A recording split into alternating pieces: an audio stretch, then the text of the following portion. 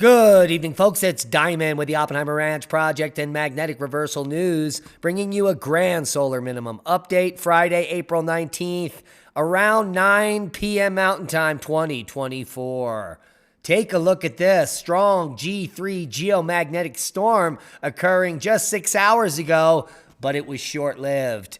Keep calm. It's boom time.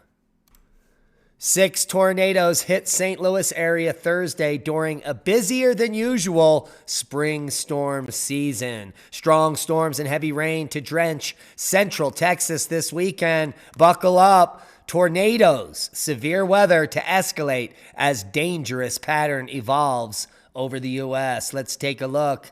Flooding concerns in Puerto Rico.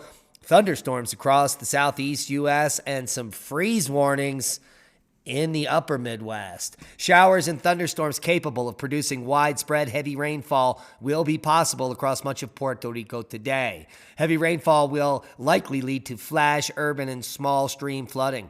Some areas may face life-threatening flooding. In the southeast U.S., strong to marginally severe thunderstorms will be possible this afternoon. And as we said, we've got those freeze warnings up for Minnesota. Say it ain't soda. And parts of South Dakota, as well as, what do we got there? Wisconsin. So heed the warning. Take a quick look at the GFS model, and you can see some sparse rain on the East Coast. And if we move this through 3-6 hours, you can see that precipitation explodes over Texas and the Southeast. That severe weather threat coming in at the end of the weekend here for East Texas. Let's turn this over to total snowfall, and we'll take a look at that precipitation in the form of global warming goodness for Saturday, Sunday, and Monday. Some snow in the Pacific Northwest as well as northern Colorado. Here is Tuesday and Wednesday.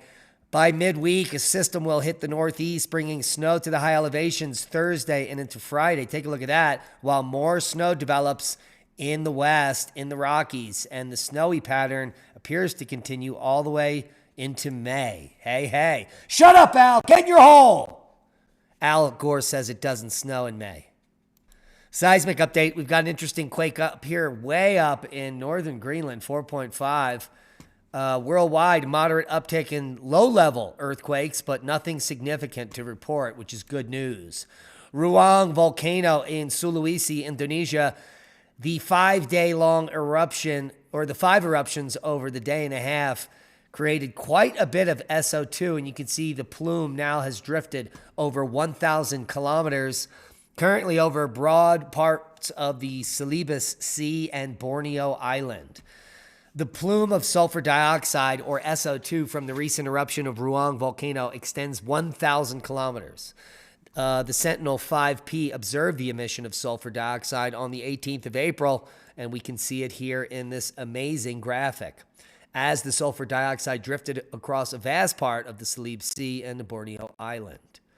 So that is what we have to report on Ruang. Now, the Reykjanes earthquake, the Reykjanes eruption continues into its 35th day.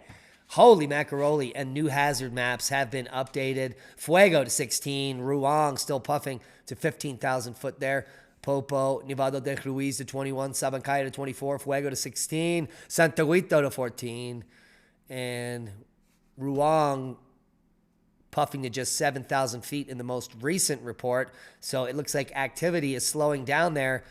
Bad news, though. Ruang might just be a rim volcano in a larger caldera that may be heating up. Now, space weather certainly heated up today, but it wasn't from any CMEs or any of the multiple sunspots that are now facing Earth that are doing very little, if not anything, at Solar Max here.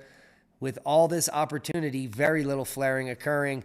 We are now X-rays in the mid-level C range. But what did occur was a sudden shift in the BZ. The BZ component of the interplanetary magnetic field had been predominantly pointing south for the past several hours, and this resulted in a strong G3 geomagnetic storm, which only lasted for 3 hours, and now we're coming off the cusp of that. So looks like there is no chance for aurora in North America tonight, unfortunately, and that rare event has now come to an end. as we can see here, what occurred. There's the shift in the BZ. And it almost looks like a CME impact here with speed, density, and temperature all jumping at the same time. General rise in plasma speed up to just over 500 kilometers per second is going to lead to pretty calm conditions, which we're seeing now at Kp4. Now, you want to watch the Devil Comet approach the sun during an explosive coronal mass ejection? Well, you're in the right place.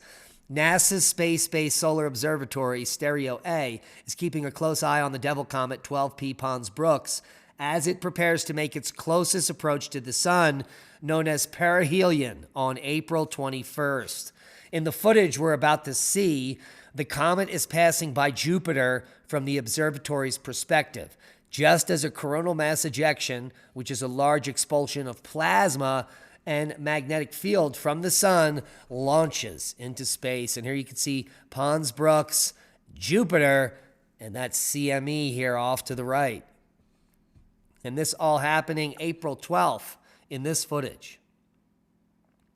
As we are just 2 days away from perihelion of Comet 12P Pons Brooks, will there be an electrical outburst?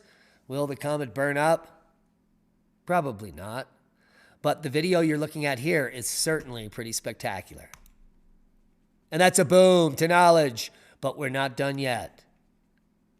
It's spring, ding ding. You want to know rules for planting the perfect spring garden? Well, we have links for you below. 8 simple rules for planting the perfect spring garden. As important as the right plants are, they can do all the work for you. A great garden still requires a lot of preparation, and you know our saying, proper prior preparation prevents piss poor performance, and also maintenance to develop a good garden. Before you begin planting in the spring, there is a checklist here of the 8 steps you should take to prepare for your spring planting. And we'll also link you below to how to plant a spring garden. And lots of plants to consider on direct sowing, transplanting, etc. So really good pieces of information because it's that time, and with things developing like they are, this might be a very important time to grow your own food. And in order to do that, you need your own seeds. We have an affiliate, the Alliance of Native Seed Keepers, where we are supplying the world with the cheapest seeds on earth, $2 per pack, and still 201 varieties in stock, open pollinated, non-GMO, heirloom varieties.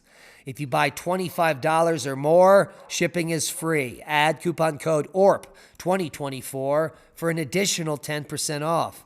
Take a look at the black nebula carrot, or maybe some of the glass gem corn seeds, all just $2 a pack. And get your tickets now for Crow Canyon Petroglyph Tour, one of the most epic petroglyph experiences anywhere on Earth. The best-known collection of 16th to 18th century Navajo petroglyphs in the desert Southwest. And the event is the last Sunday in May, May 26th. Buy tickets now and join the expedition. And if we haven't said it, happy 420. And that is a boom to knowledge. Please share this video as we are shadow banned. We need your help to grow. Become a Patreon. Support the work we do. We love you. Be safe. Smash that thumbs up. It helps with the algorithm.